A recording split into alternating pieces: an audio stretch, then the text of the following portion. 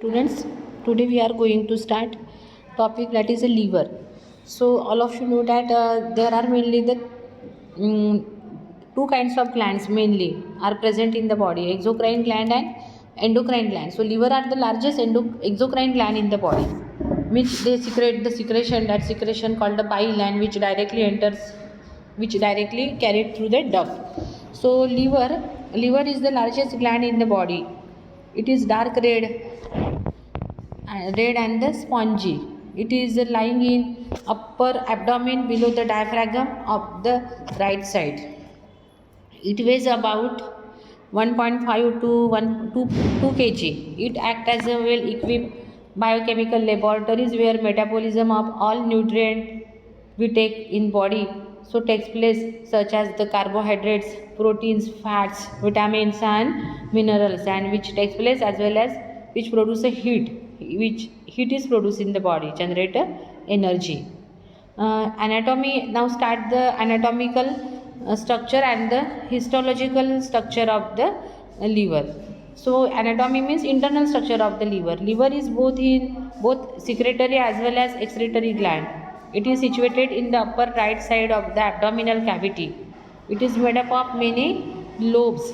Each lobe is made up of many hexagonal lobules. These are the many lobules are present here. It consists of the many lobes, and it consists of many lobules inside that lobe, hexagonal lobules, which is the basic structural and functional unit of liver, that is lobules. Under the microscope, each lobule is found to be composed of rows of hexagonal cells which are radiating from the center like the spoke of wheel. Just I have showing here one diagram and which show the like the spoke of wheel. The center is occupied by central veins. The lobules are separated from one another by connective tissue sheath called the Glison's capsule.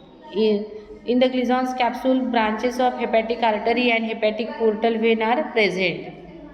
Two or more rows of the hepatic cells form the hepatic cord. Between the hepatic cord, blood sinusoids are present called hepatic sinusoids, into which the branches of hepatic artery and hepatic portal veins are present there. Sinusoids means network of the blood capillaries open into the central vein. These sinusoids are lined by the layer of endothelial cells.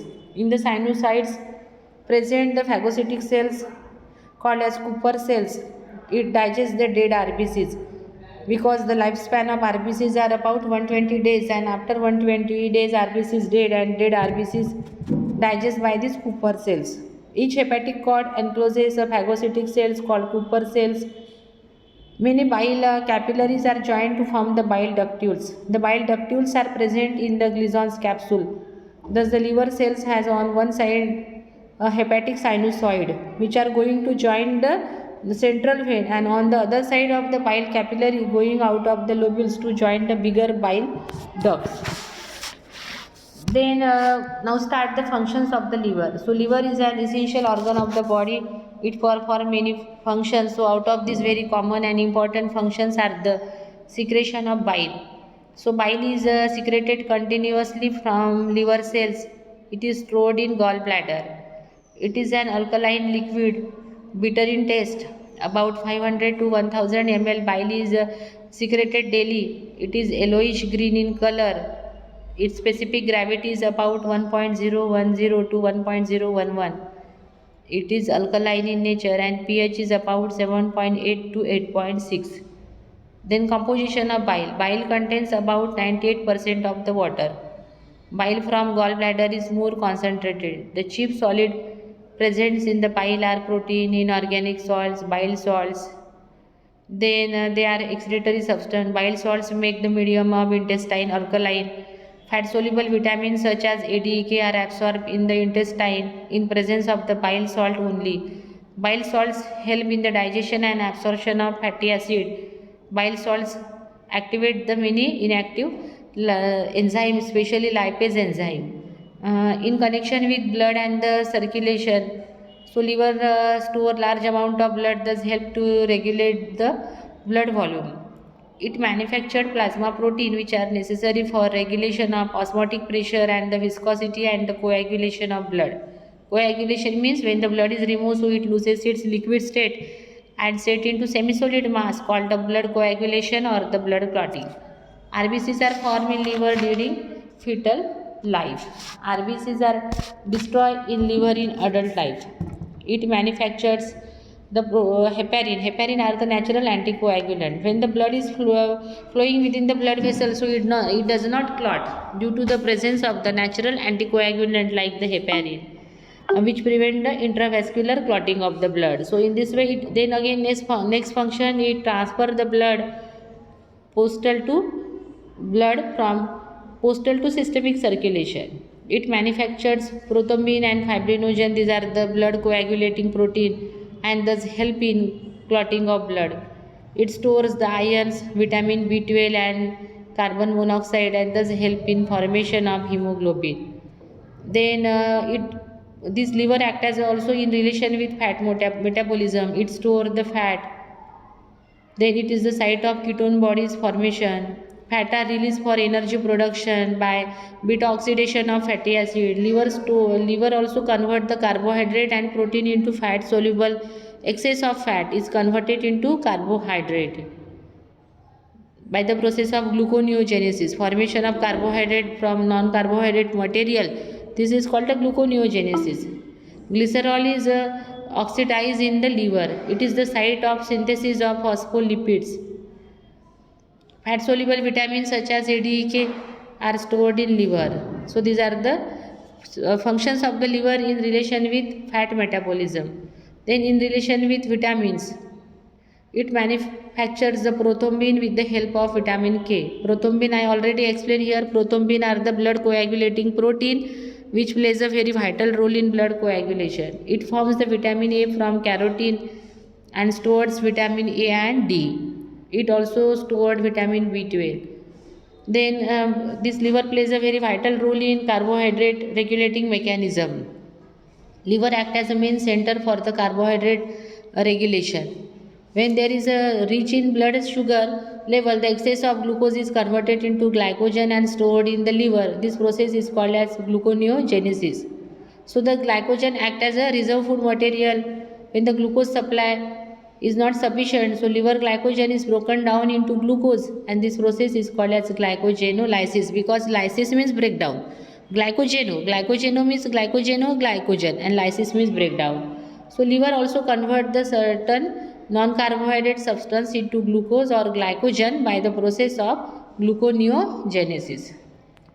Then in relation with metabolism, it is the site of breakdown for protein metabolism. Amino acid from digested food are converted into protein by protein synthesis. Liver is able to synthesize the non-essential amino acids by transamination reactions. In liver, excess of amino acids are present in the blood and broken down in the liver by deamination process. Then in relation with hormones, liver controls the level of circulating adrenal, cortical and sex hormones, that is estrogen and progesterone and testosterone in male, by their degradation and conjugation after they have performed their function. Excretory function. Certain heavy metals are temporarily fixed by the liver cell which are then excreted in the bile. Various toxins, bacteria and drugs are excreted along through the bile. Cholesterol and the bile pigments are excreted in the bile. Next function is heat production. Liver produces large amount of heat and takes part in heat production. Alcohol metabolism. The alcohol metabolism mainly occurs in the liver. Destructive site. Liver is the site for destruction of old and dead out RBCs. The hemoglobin from the RBCs are released and iron is separated. The rest of the hemoglobin undergoes chemical changes and to form the bile pigments such as bilirubin and biliverdin. Next function is detoxification and protective function. Liver is the site of detoxification of different toxic substances either produced in the body or taken along with food. During the action of bacteria in intestine, toxic substances are produced which are detoxified by the liver. So just for example, Cooper cells which remove the foreign particles from the bloodstream. Excretory function. Certain heavy metals are temporarily fixed by liver cell which are then excreted in the bile. Various toxins, bacteria, drugs are excreted through the bile. Cholesterol and the bile pigments are excreted in the bile. Control of the and the last about the control of the liver. So there are the several processes which control the bile secretion. The important are as nervous control. It has been suggested that vagus nerves. This is a 10th pair of cranial nerves. What is meant by the cranial nerves? There are mainly the two kinds of nerves are present in the body: cranial nerves and the spinal nerves.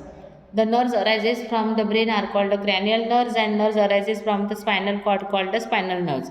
So vagus mammals have the 12 pairs of cranial nerves and 31 pairs of the spinal nerves. So this 10 pair of cranial nerves such as vagus now which stimulated the secretion of bile juice. This is a nervous control. And what are about the chemical control? When acidic chyme, food, that is food, enters into the duodenum, its mucosal cells secrete a hormone called cholecystokinin, which circulate along with blood and cause the contraction of gallbladder. Thus, the bile stored in gallbladder is released. And last one is secretin also provides bile production. So this is a liver finish here, and in next period we will study the next topic. So students, thank you very much for this session.